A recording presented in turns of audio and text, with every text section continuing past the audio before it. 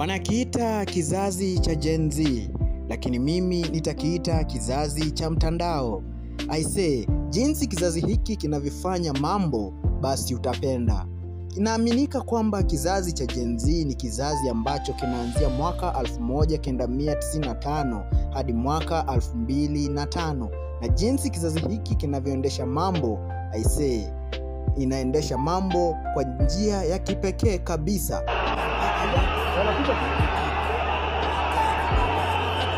Mwaka 2024 Juni 25, kizazi cha Gen Z katika taifa la Kenya kiliweza kuongoza maandamano makubwa ya kupinga mswada wa BBI almaarufu The Build Bridges Initiative, ambayo iliandikisha historia kubwa katika taifa la Kenya.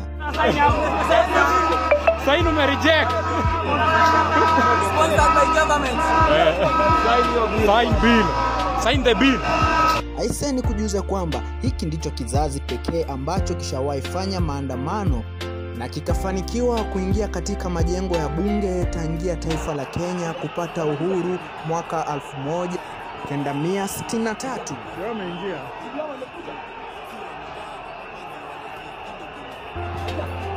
Noma sana, haijawahi kutokea katika historia. Labda nikujuze kwamba hiki ndicho kizazi ambacho kinajiongoza kwa njia tofauti sana, na mazungumzo yao haswa ni katika mitandao ya kijamii. Watajikusanya kwa pamoja na kuhakikisha kwamba wanafanikisha jambo ambalo wanataka kulifanikisha. Katika historia ya Kenya itazidi kukumbukwa kwamba kuna baadhi ya vijana ambao waliweza kujitolea maanga na kuhakikisha kwamba taifa la Kenya lipo katika njia sawa. Nikimzungumzia Rex Masai, huyu ni kijana wa kijenzi ambaye aliweza kupigwa risasi mchana peupe katika maandamano ya mwaka 2024 tarehe 24 Juni akiwa anafanya maandamano ya amani. Ni kijana ambaye aliweza kupigwa risasi huku ameshikilia bendera mkononi. Aisee, ilikuwa ni ya kusikitisha, na hiyo akaingia katika rekodi za historia katika taifa la Kenya ya kuweza kuongoza maandamano. Kando na hayo, kizazi hiki ni kizazi pekee ambacho kishawahi ingia majengo ya bunge na kuweza kutoka hadi na ile wanachokiita motion mover na kuvalia hadi mavazi ya bunge. Ndicho kizazi cha Gen Z, wakitaka kitu wametaka. Ndicho kizazi ambacho kishawahi fanya mazungumzo ya moja kwa moja katika mtandao wa X au Twitter hapo awali na rais wa taifa la Kenya. Aisee, ilikuwa noma, wakamuuliza maswali ya moja kwa moja. Hiki ni kizazi cha Gen Z. Labda tukiendelea tu, sio tu kwa maandamano, lakini pia jinsi wanavyosimama na wenzao au jinsi wanavyofanya mambo yao ya pamoja. Nikukumbushe tu mwaka 2025 ambapo iliaminika kwamba serikali ya Kenya ilikuwa inawateka watu nyara, na hapo kijana Albert Ojwang akajipata mataani.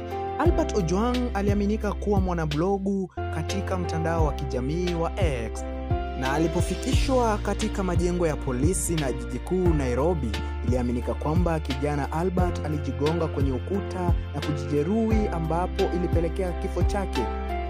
Wanajenzi walijitokeza kwa wingi zaidi na kufanya maandamano ya kitaifa wakitaka haki ya kijana huyo au mwanablogu huyo Albert Ojwang kupeanwa na serikali pasi kuachwa nyuma. Mwezi wa 9 mwisho mwaka 2025 au mwaka huu, kizazi hiki cha Gen Z kiliweza kusimama na kijana Kaluma Boy kutokana na content alizokuwa akifanya katika mtandao wa TikTok, akionyesha jinsi alivyokuwa akimuuguza baba yake ambaye alikuwa anaugua kupooza. Aisee, kizazi hiki kilifanyisha mchango au kiliweza kusimama na Kaluma Boy na kuhakikisha kwamba wamemchangishia na kuhakikisha kwamba babake Kaluma Boy yuko katika hali nzuri, na kuhakikisha kwamba pia kijana Kaluma Boy yuko mzima na mwenye buheri wa afya. Aisee, pasi kusahau hiyo, kizazi hiki ndicho kizazi ambacho kimeweza kutikisa ulimwengu mzima. Aisee, kizazi cha Gen Z.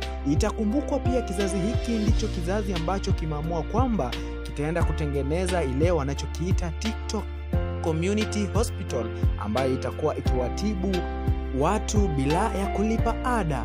Aise, noma sana. Gen Z ni kizazi ambacho kinafanya mambo vitofauti sana na vizazi ambavyo vishawahi kutokea hapo awali. Kama unakubaliana kwamba kizazi cha Gen Z ndicho kizazi cha kipekee, basi usikose kutia like, kudondosha comment na pia kusubscribe. Till next time, nimekuwa Prince of Melody.